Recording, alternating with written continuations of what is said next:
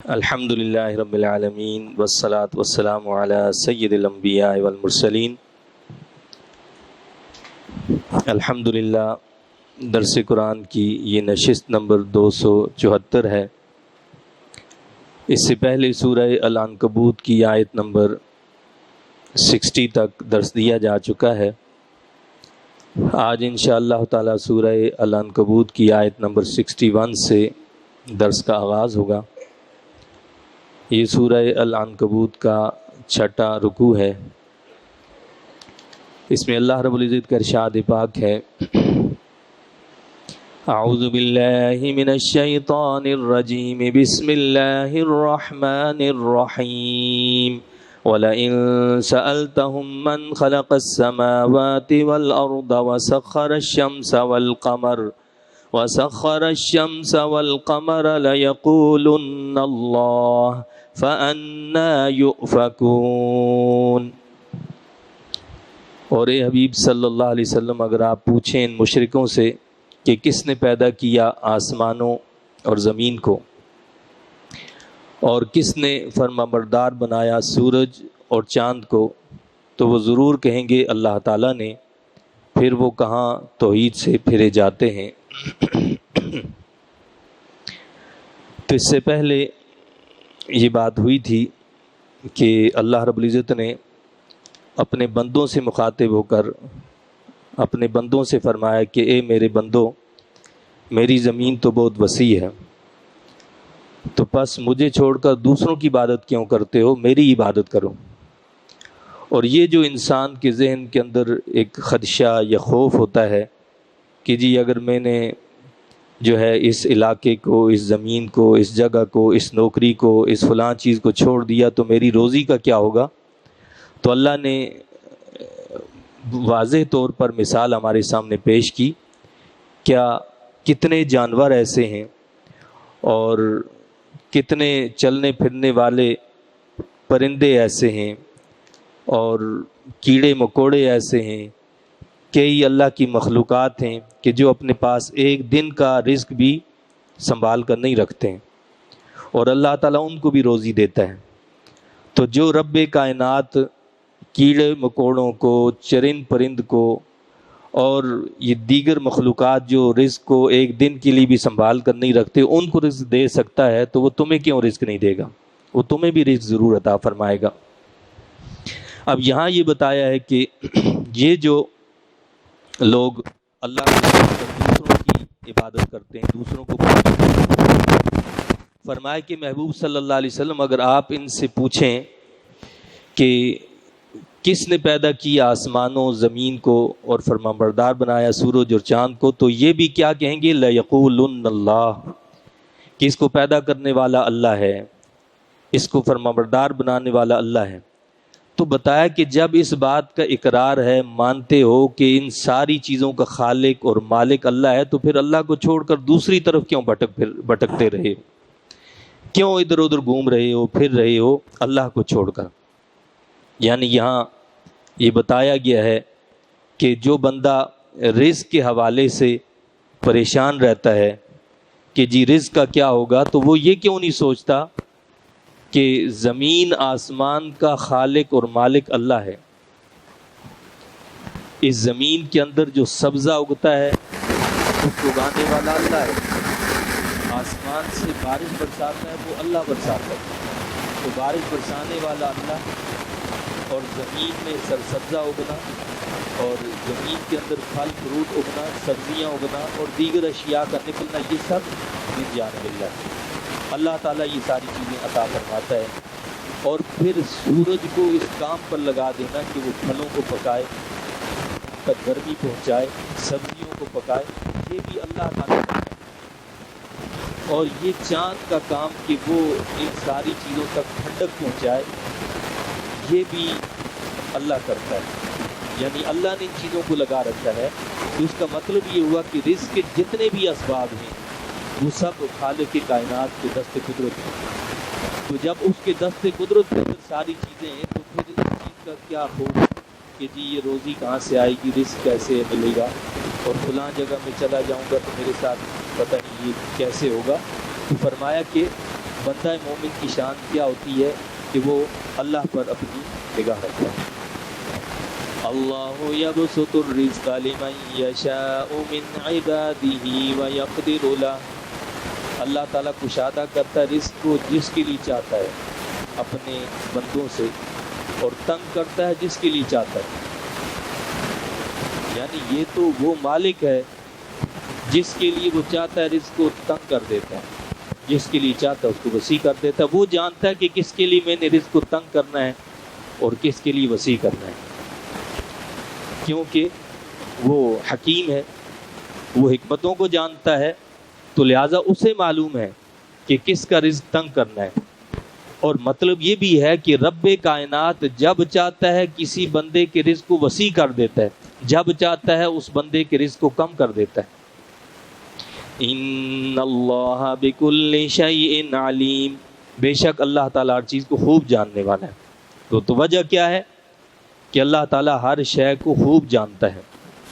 حدیث شریف میں حضرت سیدنا عمر رضی اللہ تعالیٰ عنہ بیان کرتے ہیں کہ رسول پاک صلی اللہ علیہ وسلم نے فرمایا کہ اگر تم اللہ تعالیٰ پر اس طرح توکل کرو جس طرح کے توکل کرنے کا حق ہے، تو تم کو اس طرح رزق دیا جاتا جیسے پرندوں کو رزق دیا جاتا ہے۔ وہ صبح بھوکے نکلتے ہیں اور شام کو پیٹ بھر کر لوٹتے ہیں۔ یعنی پرندے جو ہیں صبح بھوکے اپنے گھونسلے سے جاتے ہیں اور شام کو پیٹ بھر کر واپس آتے ہیں۔ وہ ایک دن کا راشن اپنے پاس جمع نہیں رکھتے، وہ ایک مہینے کا راشن جمع نہیں رکھتے، لیکن پھر بھی روزانہ اللہ ان کو رزق دیتا ہے۔ تو کیوں دیتا ہے؟ کہ اس خالق اور مالک نے اپنے ذمہ کرم پر لے رکھا ہے کہ رزق کا بندوبست کرنا یہ ہماری ذمہ داری ہے۔ وَلَئِن سَأَلْتَهُم مَّن نَّزَّلَ مِنَ السَّمَاءِ مَاءً فَأَحْيَا بِهِ الْأَرْضَ مِن بَعْدِ مَوْتِهَا لَيَقُولُنَّ اللَّهُ قُلِ الْحَمْدُ لِلَّهِ بَلْ أَكْثَرُهُمْ لَا يَعْقِلُونَ۔ اور اگر آپ پوچھیں ان سے کہ کس نے اتارا آسمان سے پانی پھر زندہ کر دیا اس کے ساتھ زمین کو اس کے بنجر بن جانے کے بعد، تو ضرور کہیں گے اللہ تعالیٰ نے۔ آپ فرمائی الحمدللہ، حق واضح ہو گیا، بلکہ ان میں سے اکثر لوگ نادان ہیں۔ کیا فرمایا کہ اکثر لوگ کیا ہیں؟ نادان ہیں، یعنی اس بات کا اقرار بھی کرتے ہیں کہ یہ سب کچھ اللہ کی طرف سے ہے اور اللہ کا ہے، اس بات کا اقرار کرتے ہیں، لیکن پھر اس سے روح گردانی کر لیتے ہیں، اس سے منہ موڑ لیتے ہیں۔ تو فرمایا کہ ان میں اکثر لوگ جو ہیں وہ نادان ہیں۔ وَمَا هَذِهِ الْحَيَاةُ الدُّنْيَا إِلَّا لَهْوٌ وَلَعِبٌ، اور نہیں یہ دنیاوی زندگی مگر لہو و لعب۔ اللہ نے اس دنیاوی زندگی کو لہو و لعب قرار دیا ہے۔ لہو کہتے ہیں کہ غافل کرنے والی چیز، جو چیز انسان کو غافل کرنے والی ہو اسے لہو کہا جاتا ہے، اور لعب کہتے ہیں بیکار فضول چیز کو، کھیل کود کو لعب کہا جاتا ہے۔ تو اللہ فرماتا ہے کہ یہ دنیاوی زندگی تو لہو و لعب ہے، یہ بندے کو اللہ کی یاد سے غافل کر دینے والی ہے، یہ بندے کو بیکار اور فضول کاموں میں مصروف کر دینے والی ہے۔ اور اصل زندگی کون سی ہے؟ وَإِنَّ الدَّارَ الْآخِرَةَ لَهِيَ الْحَيَوَانُ، اور دار آخرت کی زندگی حقیقی زندگی ہے۔ اللہ کیا فرماتا ہے؟ حقیقی زندگی، اصل زندگی جو ہے وہ کون سی ہے؟ وہ آخرت کے گھر کی زندگی ہے۔ یہ دنیاوی زندگی اصل زندگی نہیں ہے، یہ ہمیشہ کی زندگی نہیں ہے۔ تو لہٰذا انسان کو ایسے اعمال کرنے چاہیے کہ جن سے ان کا دار آخرت اچھا ہو جائے۔ حدیث شریف میں آتا ہے، اللہ کے حبیب علیہ الصلوۃ والسلام نے ارشاد فرمایا کہ دنیا کی محبت تمام برائیوں کی جڑ ہے۔ دنیا کی محبت جو ہے وہ تمام برائیوں کی جڑ ہے۔ جتنی برائیاں ہوتی ہیں ان کی اصل اور بنیاد جو ہے وہ دنیا ہوتی ہے۔ دنیا کی وجہ سے جھگڑے فساد، اقتدار کی وجہ سے جھگڑے فساد، مال دوسرے کا چھیننے کے لیے جھگڑے فساد، یہ ساری چیزیں کس کے لیے ہوتی ہیں؟ دنیا کے لیے۔ تو فرمایا کہ یہ دنیا جڑ ہے برائیوں کی۔ اور ایک اور حدیث شریف میں فرمایا کہ جو اپنی دنیا سے محبت رکھتا ہے وہ اپنی آخرت کو نقصان پہنچاتا ہے۔ اور جو اپنی آخرت سے محبت رکھتا ہے وہ اپنی دنیا کو نقصان پہنچاتا ہے۔ اور پھر اللہ کے حبیب علیہ الصلوۃ والسلام نے اہل ایمان کو کیا فرمایا کہ اے مسلمانوں، تم باقی رہنے والی چیز یعنی آخرت کو فنا ہونے والی چیز پر ترجیح دو۔ تم آخرت کو یعنی جو باقی رہنے والی ہے، فنا ہونے والی چیز یعنی دنیا پر ترجیح دو۔ اور کسی نے بڑی اچھی بات کہی ہے کہ وہ شرعی ایک مسئلہ ہے کہ دو بہنوں کو ایک ساتھ نکاح میں نہیں رکھا جا سکتا۔ تو انہوں نے کہا کہ دنیا اور آخرت جو ہے یہ اس طرح جس طرح دو سگی بہنیں، جس طرح دو سگی بہنوں کو ایک نکاح میں نہیں رکھا جا سکتا، بالکل اسی طرح دنیا اور آخرت کو دونوں کو ساتھ نہیں رکھا جا سکتا۔ دونوں کو ایک ساتھ نہیں رکھ سکتے۔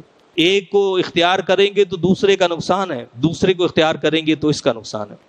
تو لہٰذا یہ بندے پر ہے، چاہے تو وہ فنا کو بقا پر ترجیح دے، چاہے تو بقا کو جو ہے فنا پر ترجیح دے۔ تو جو جیسا کرے گا وہ ویسا پھر اس کا پھل پائے گا۔ حضرت سعد بن ابی وقاص رضی اللہ تعالیٰ عنہ جو ہیں وہ ایک دن حضرت سلمان فارسی رضی اللہ تعالیٰ عنہ کی عیادت کے لیے گئے جب آپ شدید بیمار تھے۔ تو جب آپ عیادت کے لیے گئے تو دیکھا کہ سیدنا سلمان فارسی رضی اللہ تعالیٰ عنہ بہت رو رہے ہیں۔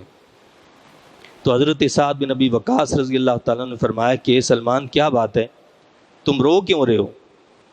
تم تو ابھی جا کر اپنے دوستوں سے ملو گے، حضور علیہ الصلوۃ والسلام سے تمہاری ملاقات ہوگی، حوض کوثر پر تمہاری ملاقات ہوگی، اور پھر جب اللہ کے حبیب کریم صلی اللہ علیہ وسلم جب اس دنیا سے تشریف لے گئے وہ تم سے راضی تھے، تو کیا بات ہے تم کیوں رو رہے ہو؟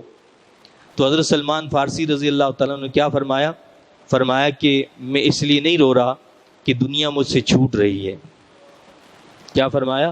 میں اس لیے نہیں رو رہا کہ دنیا مجھ سے چھوٹ رہی ہے یا میں دنیا کو چھوڑ کر جا رہا ہوں، بلکہ فرمایا کہ رونے کی وجہ یہ ہے کہ میں دیکھ رہا ہوں کہ میرے ارد گرد کثیر سامان رکھا ہوا ہے، بہت سارا مال و متاع رکھا ہے، جب کہ اللہ کے حبیب علیہ الصلوۃ والسلام نے ہم سے عہد لیا تھا، اللہ کے نبی صلی اللہ علیہ وسلم نے ہم سے عہد لیا تھا، وعدہ کیا تھا کہ تمہارے پاس دنیاوی سامان صرف اتنا ہو جتنا ایک مسافر کے پاس زاد راہ ہوتا ہے۔ کیا فرمایا کہ تمہارے پاس کتنا دنیا کا سامان ہو جتنا ایک مسافر کے پاس زاد راہ ہوتا ہے۔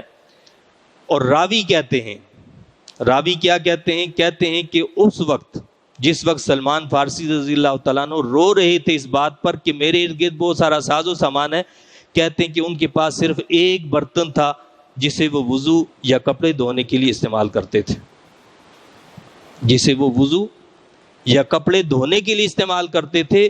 اس پر وہ رو رہے تھے کہ آج میں دنیا سے جا رہا ہوں اور میرے پیچھے یہ سامان کیوں موجود ہے، اور میں اللہ کے حبیب علیہ الصلوۃ والسلام کو منہ کیا دکھاؤں گا۔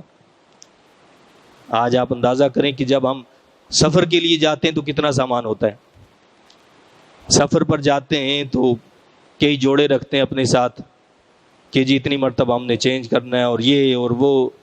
اللہ کے نبی صلی اللہ علیہ وسلم فرماتے ہیں کہ تمہارا دنیا کا ساز و سامان اتنا ہی ہونا چاہیے جتنا کہ ایک مسافر کا ہوتا ہے، اس لیے کہ ہم اس دنیا کے مسافر ہیں، یہ ہمارا ٹھکانہ نہیں ہے۔ تو اللہ رب العزت نے کیا فرمایا کہ اصل زندگی جو ہے وہ حقیقی زندگی آخرت کی زندگی ہے۔ لَوْ كَانُوا يَعْلَمُونَ، کاش وہ اس حقیقت کو جانتے۔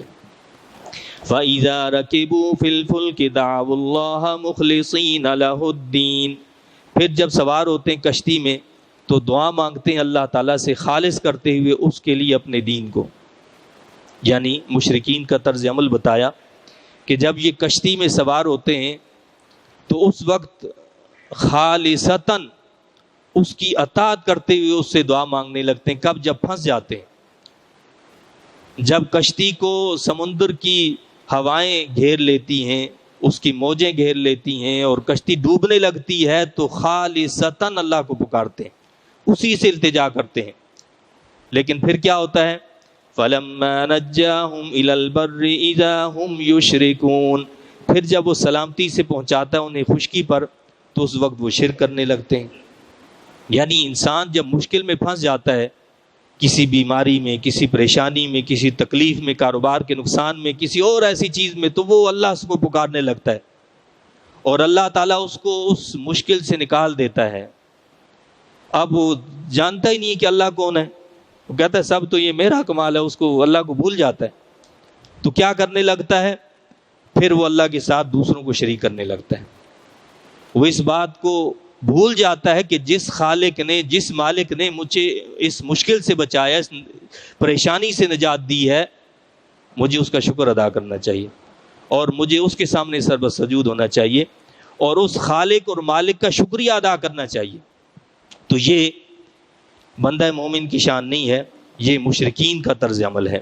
لِيَكْفُرُوا بِمَا آتَيْنَاهُمْ وَلِيَتَمَتَّعُوا فَسَوْفَ يَعْلَمُونَ۔ تو فرمایا کہ وہ ناشکری کر لیں جو نعمت ہم نے انہیں دی ہے اور لطف اٹھا لیں اس سے، وہ ان قریب جان لیں گے حقیقت کو۔ فرمایا کہ ٹھیک ہے، وہ ناشکری کر لیں، ایک دن واپس پلٹ کر تو ہمارے پاس آنا ہے نا۔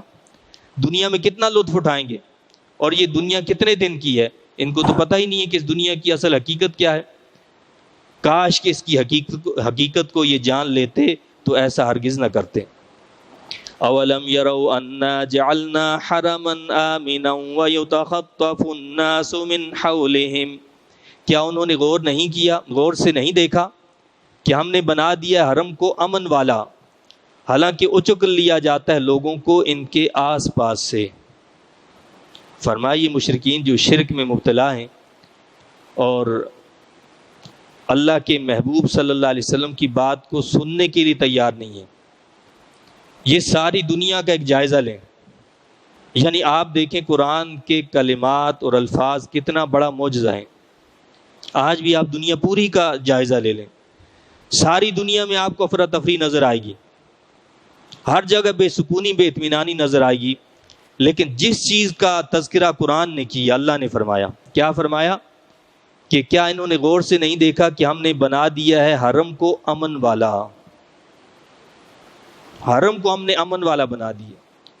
آپ حرم کو دیکھیں، وہ پرسکون ہے، امن ہے، اطمینان ہے، وہاں کسی چیز کو کوئی نقصان نہیں پہنچایا جاتا۔ ساری دنیا کے اندر افراتفری ہے، ہر طرف دنگا فساد ہے، لڑائی جھگڑا ہے، لیکن وہ سرزمین ایسی ہے، وہ مقام ایسا ہے کہ رب کائنات نے اس کو امن والا بنایا ہے۔ اس سے بڑا معجزہ کیا ہو، اور اس سے بڑی حقیقت اور کیا ہو سکتی ہے کہ آج تک وہ مقام، وہ جگہ پر امن ہے، وہاں سکون ہے۔ اور اللہ نے یہ بھی واضح کیا، حالانکہ اچک لیا جاتا ہے لوگوں کو ان کے آس پاس سے، یعنی اس کے دائیں بائیں آگے پیچھے، عرب دیگر کنٹریز بھی موجود ہیں، دیگر علاقوں کی طرف دیکھ لیں کہ وہاں کیا حالت ہے، وہاں کیا کچھ نہیں ہو رہا ہے، لیکن ہم نے حرم کو امن والا بنایا۔ اس پہ تو شکر ادا کرو، اس پر شکر ادا کرتے ہوئے رب کے سامنے جھک جاؤ اور اس کو مان لو، اور اس کے محبوب کریم صلی اللہ علیہ وسلم کو اللہ کا نبی تسلیم کر لو۔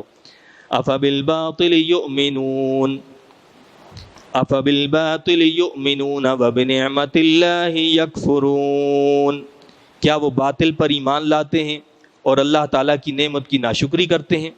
ومن اظلم ممن افترى علی اللہ کذبا، اور کون زیادہ ظالم ہے اس شخص سے جس نے اللہ تعالیٰ پر جھوٹا بہتان لگایا۔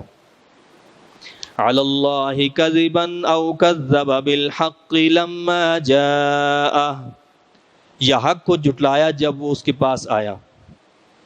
یعنی سب سے بڑا ظالم تو وہ ہے جو اللہ پر جھوٹا بہتان